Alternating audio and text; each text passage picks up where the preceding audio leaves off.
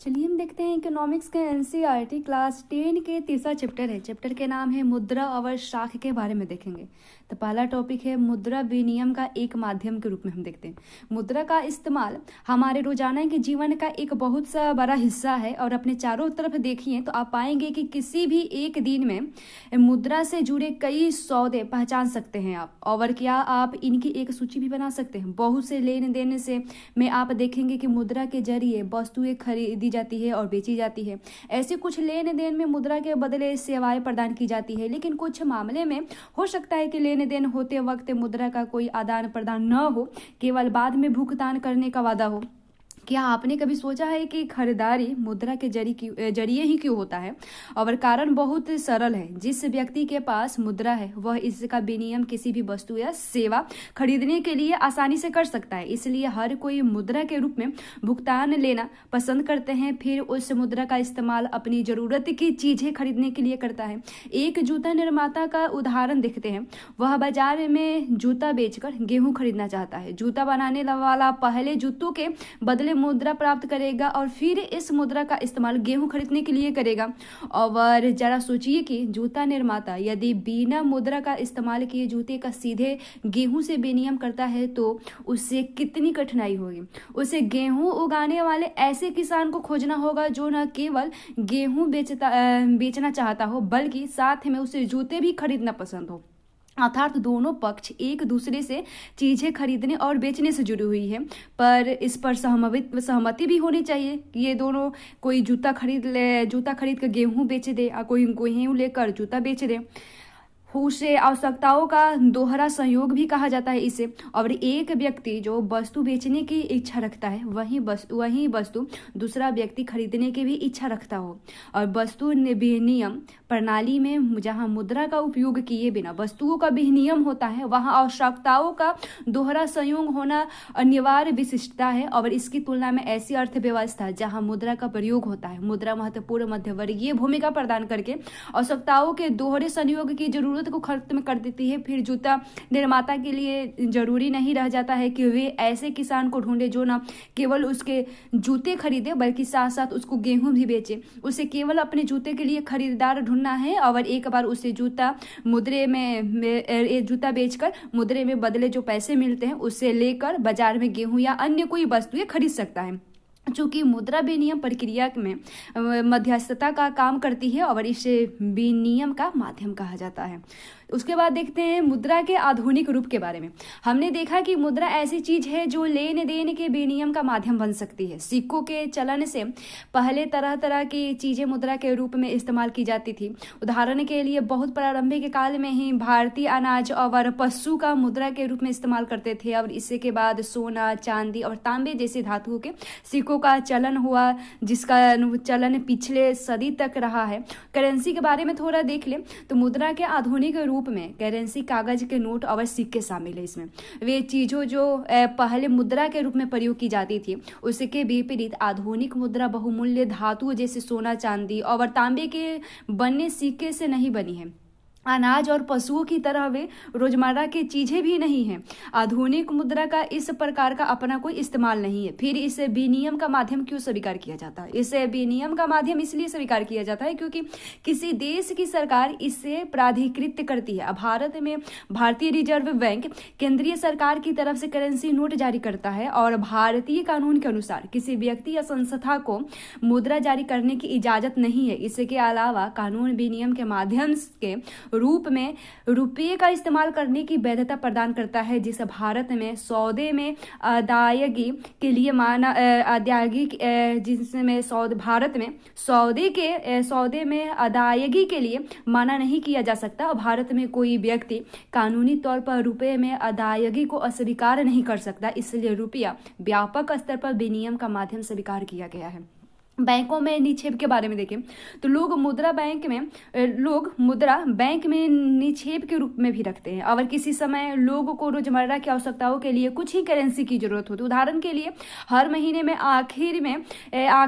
के आखिरी में वेतन वाले मजदूरों के अतिरिक्त नगद होता है। जो लोग इससे अतिरिक्त नगद का क्या करेंगे? वे इससे बैंकों में अपने नाम से खाता खोलकर जमा कर देंगे। अब बैंक ये जमा स्वीकार करते हैं और इस पर सूद भी देता है। इस तरह तरह लोगों का धन बैंकों के पास सुरक्षित रखा जाता है और इस पर सूद भी मिलता है। लोगों को अपनी आवश्यकताओं के अनुसार इसमें से धन निकालने की सुविधाएं भी उपलब्ध होती है। चूंकि बैंक खातों में जमा धन को मांग के जरिए निकाला जा सकता है, इसलिए इस जमा को मांग जमा भी कहा जाता है। और मांग जमा एक अन्य दिलचस्पी सुविधाएं देता है और यह सुविधा इससे मुद्रा का यानी विनिमय का माध्यम तो मुद्रा का महत्वपूर्ण लक्षण प्रदान करती है। और अपने नगद की बजाय बैंक से भुगतान के बारे में सुना होगा। चेक से भुगतान के लिए भुगतान करता है, जिस किसी बैंक में खाता है यानी उसकी खाता है, बैंक अकाउंट है, वह एक निश्चित रकम के लिए चेक काटता है। और चेक एक ऐसा कागज है जो बैंक को किसी व्यक्ति के खाते से चेक पर लिखे नाम के किसी दूसरे व्यक्ति को एक खास रकम का भुगतान करने का आदेश भी देता है। चेक द्वारा भुगतान के बारे में जैसे यहाँ भी दिया गया है, जूता निर्माता कुछ कहानी से सब दिया है। जैसे यहाँ समझाया गया कि जूता निर्माता एम सलीम को चमड़ा आपूर्तिकर्ता के भुगतान करता है और इसके लिए वह एक विशेष रकम का चेक लिखता है। अर्थात जूता निर्माता अपने बैंक को चमड़ा आपूर्तिकर्ता को यह रकम देने का आदेश भी देता है और चमड़ा आपूर्तिकर्ता यह चेक लेकर अपने बैंक खाते में जमा कर देता है। और एक धन एक बैंक खाते से दूसरे बैंक खाते में कुछ दिनों में अंतरित हो जाता है और यह लेन देन बिना नगद की अदायगी के पूरा करता है। ऐसे ही चेक होता है। और इस तरह हम देखेंगे कि मांग जमा में मुद्रा के अनिवार्य लक्षण मिलते हैं। मांग जमा के बदले चेक लिखने की सुविधा से बिना नगद के इस्तेमाल किए सीधा भुगतान करना संभव हो जाता है। और चूंकि मांग जमाओं को करेंसी के साथ साथ व्यापक स्तर पर भुगतान का माध्यम स्वीकार किया जाता है और इसलिए आधुनिक अर्थव्यवस्था में इसे भी मुद्रा समझा जाता है। और यहाँ आपको बैंक की भूमिका को याद रखना होगा। बैंक के लिए इन जमा के बदले कोई भी मांग जमा एवं भुगतान नहीं होगा। और मुद्रा के आधुनिक रूप करेंसी और जमा आधुनिक बैंक प्रणाली की कार्यप्रणाली से बहुत करीब से जुड़ी हुई है। और जैसे उसके बाद हम देखते हैं बैंकों के ऋण संबंधी गतिविधियां के बारे में थोड़ा देख लें। बैंकों की कहानियों को आगे पढ़ते हैं। और बैंक जनता से जो धन जमा खातों में स्वीकार करता है, जो लोग पैसे अपने जमा करते हैं बैंक अपने जो उनके अपने अकाउंट में पैसे जमा करते हैं बैंक में, तो उसका क्या करते हैं बैंक वाले देखते हैं। तो यहाँ एक दिलचस्प क्रियाविधियां काम कर रही है और बैंक जमा रकम का एक छोटा हिस्सा अपने पास नगद के रूप में रखते हैं।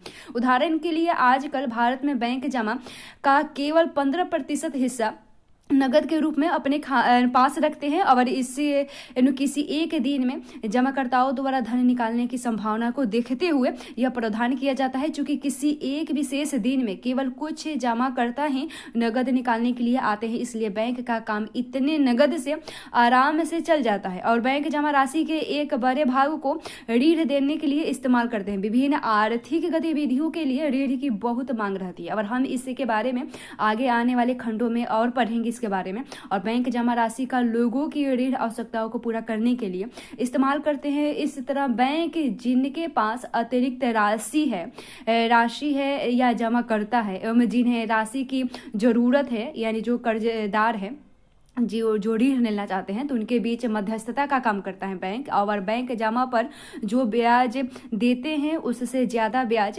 ऋण पर लेते हैं। और जमाकर्ता के लिए लिए गए ब्याज और जमाकर्ताओं को दिए गए ब्याज के बीच का अंतर बैंक की आय की प्रमुख स्रोत है। उसके बाद खास की दो विभिन्न स्थितियों के बारे में देख लें। जैसे यहाँ कुछ ऋण के कर्जदार और जमाकर्ता के बारे में कुछ दिया गया है। जैसे यहाँ लोग अपने पैसे जमा करते हैं बैंक में और उसके बाद फिर जो जमा करते हैं यहाँ लोग धन निकालने और ब्याज पाते हैं, मैंने जमा करते हैं, उनके बैंक ब्याज भी देता है उनके पैसे पर। फिर जो लोग ऋण लेते हैं वो बैंक को लोग ऋण लौटाते भी हैं और ब्याज भी देते हैं। उसके बाद चलिए देखते हैं खास की दो विभिन्न स्थितियों के बारे में। हमारी रोजमर्रा की गतिविधियों में ऐसे बहुत से लेन देन होते हैं जहां किसी न किसी रूप में ऋण का प्रयोग होता है। और ऋण यानी जो उधार लिया जाता है। ऋण से हमारा तत्पर एक सहमति से है जहां साहूकार कर्जदार को धन, वस्तु या सेवाएं मुहैया कराता है और बदले में भविष्य में कर्जदार से भुगतान करने का वादा लेता है। और अब हम निम्नलिखित दो उदाहरणों के द्वारा देखते हैं कि ऋण की क्या भूमिका होती है। जिसे यहाँ कुछ दो कहानियां दिया गया है। जैसे त्योहार का मौसम के हिसाब से पहले देखें, अब से 2 महीने बाद त्योहार का मौसम है, इसमें जो कहानी थी। और जूता निर्माता सलीम के पास शहर के एक बड़े व्यापारी से 3000 जोड़ी जूते की मांग करती है, और जिसे उसे 1 महीने के अंदर पूरा करना है। उत्पादन के काम को समय पर पूरा करने के लिए सलीम को सिलाई और चिपकाने के लिए काम के लिए अतिरिक्त मजदूर रखने की आवश्यकता है, और उसे कच्चा माल खरीदने की भी आवश्यकता है। इन सभी खर्चों को पूरा करने के लिए सलीम 2 स्रोतों से ऋण लेता है, और पहला वह चमड़ा व्यापारी को चमड़ा अभी देने का प्रस्ताव रखता है और बाद में भुगतान करने का वादा करता है। दूसरा इस बड़े व्यापारी से 1000 जूते के लिए अग्रिम भुगतान के रूप में नगद कर्ज लेता है, और तथा महीना खत्म होने से पहले पूरा ऑर्डर पहुंचाने का वादा भी करता है।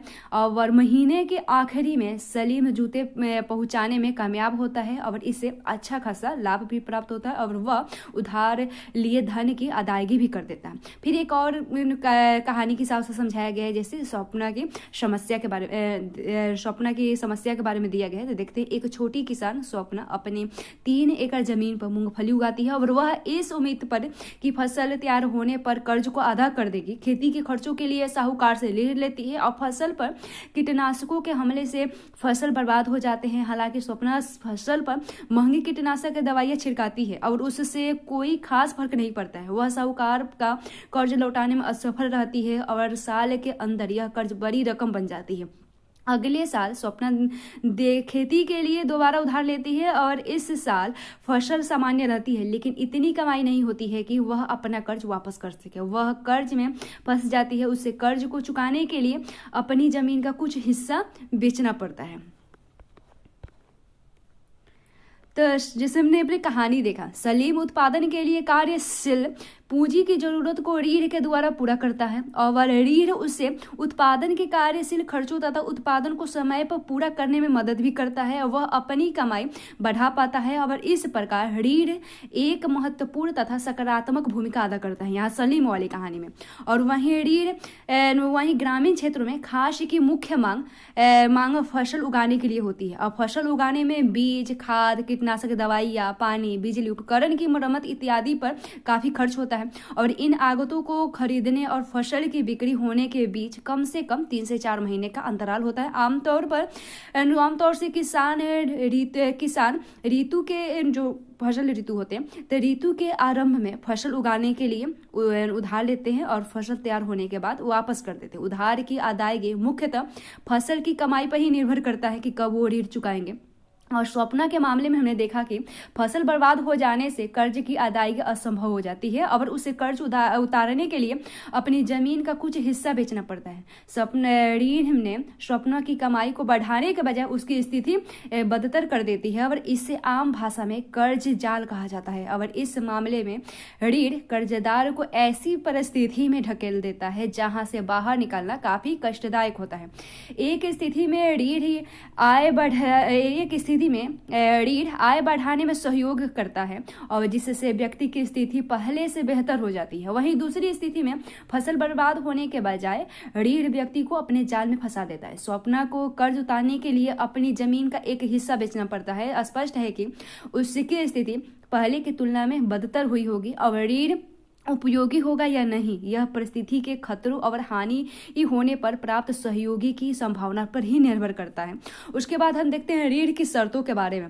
हर ऋण समझौते में ब्याज दर निश्चित कर दी जाती है, और इसे कर्जदार महाजन को मूल रकम के साथ अदा करता है। इसके अलावा उधारदाता कोई समर्थक ऋणाधार यानी गिरवी रखने के लिए कुछ सामान्य देते हैं, या जो उधार देते हैं वो कुछ गिरवी रखने के लिए कुछ सामान मांगते हैं। और वहीं दिया गया है, उधारदाता कोई समर्थक ऋणदार यानी गिरवी रखने के लिए मांग करता है कि कोई वस्तु आप ऋण रखे। और समर्थक ऋणदाता ऐसी संपत्ति है जिसका मालिक कर्जदार है, यानी जैसे कि भूमि, इमारत, गाड़ी, पशु, बैंक में पूंजी, ये सब। और इसका इस्तेमाल वह ऋणदाता को गारंटी देने के रूप में करता है जब तक कि ऋण का भुगतान नहीं होता है। यदि कर्जदार कुछ गिरवी रखने के लिए जो ऋण देते हैं वो कहते हैं कि कुछ गिरवी रख दीजिए, जैसे भूमि हो गया, इमारत हो गया, गाड़ी, पशु या बैंक जो भी हो गया, और जब तक जो ऋण लिया है वो चुकाता नहीं है तब तक ये वस्तुओं को वापस से जो ऋण देते हैं वो जो साहूकार है वो लौटाते नहीं है। ठीक है। उसके बाद जब तक कि ऋण का भुगतान नहीं होता है तब तक इनके पास ही रहता है ये वस्तुएं। यदि कर्ज वापस नहीं कर देते हैं तो ऋणदाता को भुगतान प्राप्ति के लिए संपत्ति या समर्थक ऋणदाता बेचने का अधिकार होता है। और जैसे संपत्ति, जैसे कुछ एग्जाम्पल मिलेगा, संपत्ति जैसे कि जमीन, बैंकों के जमा पूंजी और पशु इत्यादि समर्थक ऋणधारक के आम उदाहरण है और जिनका उपयोग कर्ज लेने के लिए किया जाता है। और ब्याज दर, समर्थक, ऋणाधार, आवश्यक कागजात और भुगतान के तरीके को सम्मिलित रूप में ऋण की शर्तें कहा जाता है। और ऋण की शर्तों में एक ऋण व्यवस्था से दूसरी ऋण व्यवस्था में काफी फर्क आ जाता है। और कर्ज की शर्तें उधारदाता और कर्जदार की प्रकृति पर भी निर्भर करता है। अगले भाग में ऐसे उदाहरण दिए गए हैं जहां विभिन्न ऋण अवस्थाओं में ऋण की शर्तें अलग अलग रहता है।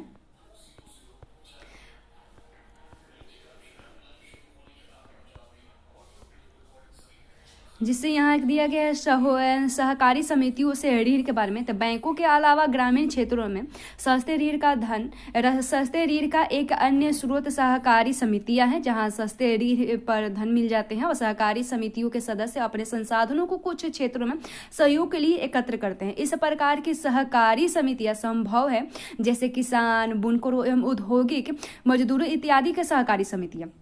कृषक सहकारी समितियां सोनपुर के नजदीक एक गांव में काम करती है और इसके 23 किसान सदस्य है। यह अपने सदस्यों से जमा प्राप्त कराती है और इस जमा पूंजी को ऋणधार मानते हुए इस सहकारी समिति ने बैंक से 12 ऋण प्राप्त किया और इस पूंजी का इस्तेमाल सदस्यों को कर्ज देने के लिए किया जाता है। और यह ऋण लौटाने के बाद कर्ज का दूसरा दौर शुरू हो जाता है। और कृषक सहकारी समिति कृषि उपकरण खरीदने, खेती तथा कृषि व्यापार करने, मछली पकड़ने और घर बनाने और अन्य विभिन्न प्रकार के खर्चों के लिए ऋण मुहैया कराते हैं।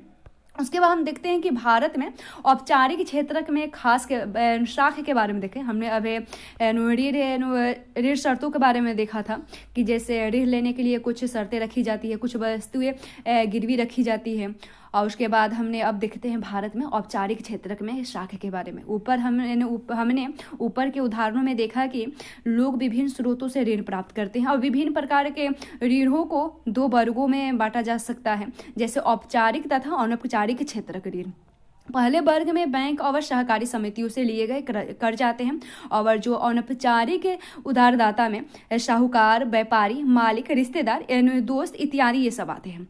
आरेख 1 में आप देखेंगे, जैसे यहाँ आरेख 1 दिया गया है। तो आरेख 1 में आप देखेंगे कि भारत में ग्रामीण परिवार के लिए ऋण का विभिन्न स्रोतों को देख सकते हैं। और क्या अधिक ऋण औपचारिक क्षेत्र से आ रहा है या अनौपचारिक क्षेत्र से आ रहा है। जैसे दिया गया वर्ष 2012 में भारत में 1000 ग्रामीण परिवारों के साख के स्रोत भी यहाँ दिया गया है। जैसे कि अनौपचारिक स्रोत से 2% दिया गया है, अन्य से जैसे रिश्तेदार एवं मित्र से 8% दिया गया है, साहूकारों से 33% और जमींदार 1%। और वहीं और अन्य औपचारिक, उसके बाद सरकारी संगठनों से जैसे दिया गया है कि अन्य औपचारिक जैसे हमने अभी अनौपचारिक सदस्य देखा कि कहाँ कितने % से लिया गया है ऋण। और औपचारिक स्रोत में 5% आता है, जैसे कि सरकार से लिया गया 1%। और सहकारी समिति बैंक 25% देती है, 25% उससे कर्ज लिया गया है जो 2012 के स्रोत के हिसाब से। और व्यावसायिक बैंक में 25% है। भारतीय रिजर्व बैंक ऋणों को औपचारिक स्रोतों की कार्यप्रणाली पर नजर रखता है। उदाहरण के लिए हमने देखा कि बैंक अपनी जमा का एक न्यूनतम नगद हिस्सा अपने पास रखती है। और उसके बाद RBI नजर रखता है कि बैंक वास्तव में नगद शेष बनाए हुए हैं। और RBI इस पर भी नजर रखता है कि बैंक केवल लाभ अर्जित करने वाले व्यवसायियों और व्यापारियों को ही ऋण मुहैया नहीं करा रहे, बल्कि छोटे किसानों, छोटे उद्योगों, छोटे कर्मचारी इत्यादि को भी ऋण दे रहे हैं कि नहीं, इस पर भी नजर रखता है RBI। और समय समय पर बैंकों द्वारा RBI को यह जानकारी देनी पड़ती है कि वे कितना और किनको ऋण दे रहे हैं और उसकी ब्याज की दरें क्या है, इसके बारे में भी आरबीआई को देना पड़ता है। अनौपचारिक क्षेत्र में ऋणदाता की गतिविधियों की देखरेख करने वाले कोई संस्था नहीं है। वे ऐच्छिक दरों पर ऋण दे सकते हैं। उन्हें नाजायज तरीके से अपने पैसे वापस लेने से भी रोकने वाला कोई नहीं होता है। और औपचारिक ऋणदाताओं को तुलना में अनौपचारिक क्षेत्र में ज्यादातर ऋणदाता कहीं अधिक ब्याज वसूल करते हैं। इसलिए अनौपचारिक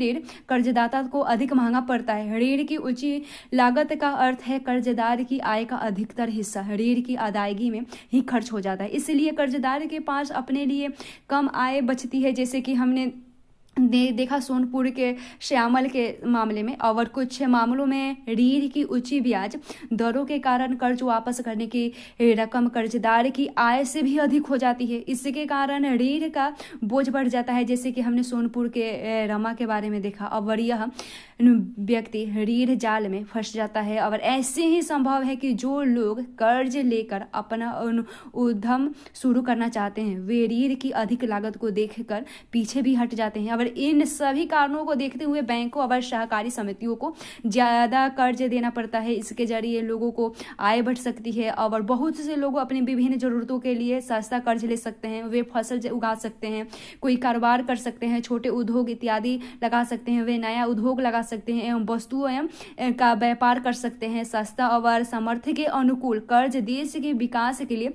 अति आवश्यक है। उसके बाद औपचारिक एवं अनौपचारिक शाख किसे क्या मिलता है इसके बारे में देखें। तो आरेख जैसे यहाँ दो दर्शाया, आरेख जो यहाँ दो है वो दर्शाता है कि शहरी क्षेत्रों को लोगों के लिए ऋण के औपचारिक और अनौपचारिक महत्व को दिखाया गया है। आरेख में गरीब से अमीर लोगों को 4 भागों में बांटा गया है। आप देख सकते हैं कि शहरी क्षेत्र के निर्धन परिवारों को कर्ज की 85% जरूरतें अनौपचारिक स्रोतों से पूरी होती है। और इसकी तुलना आप शहरी इलाकों के अमीर परिवारों से कीजिए। और आप क्या देखते हैं, इसके केवल 10% कर्ज और अनौपचारिक स्रोतों से, जबकि 90% औपचारिक स्रोतों से होते हैं। और इसी तरह की तस्वीर ग्रामीण क्षेत्रों में भी है। और अमीर परिवार औपचारिक ऋणदाताओं से सस्ता ऋण ले रहे हैं, और जबकि गरीब परिवारों को कर्ज के लिए बहुत सारा पैसा देना पड़ता है। इन सब से आप क्या पता कर सकते हैं। और पहला औपचारिक स्रोत अभी भी ग्रामीण परिवारों की कुछ ऋण जरूरतों का केवल 50% ही पूरा कर पाता है। बाकी जरूरतें अनौपचारिक स्रोतों से ही पूरी होती है। अनौपचारिक स्रोतों से लिए गए उधार पर आमतौर से ब्याज की दर बहुत अधिक होती है। और यह उधार कर्जदाताओं को आय बढ़ाने का काम कम कर देती है। और इसलिए बैंकों और सहकारी समितियों को अपनी गतिविधियां विशेषकर ग्रामीण इलाकों में बढ़ाने की जरूरत है, ताकि कर्जदारों को अनौपचारिक स्रोतों से उभारा जा सके, जो निर्भर हैं उससे उभारा जा सके। और दूसरा, यदि एक तरीके औपचारिक स्रोत के ऋणों का विस्तार होना चाहिए तो दूसरी ओर यह भी जरूरी है कि यह ऋण सभी लोगों को प्राप्त हो सके।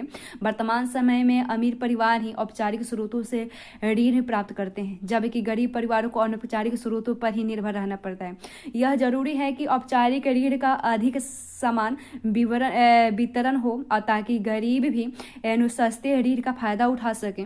और उसके बाद निर्धनों के स्वयं सहायता समूह के बारे में देखें।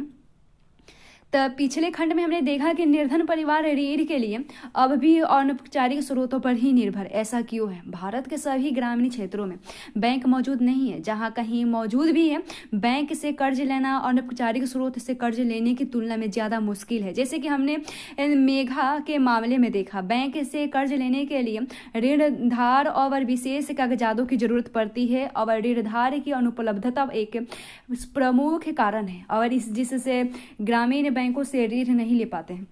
दूसरी ओर अनौपचारिक ऋणदाता जैसे साहूकार इन कर्जदारों को व्यक्तिगत स्तर पर जानते हैं, और इस कारण अक्सर बिना ऋणधार के भी ऋण देने के लिए भी तैयार हो जाते हैं।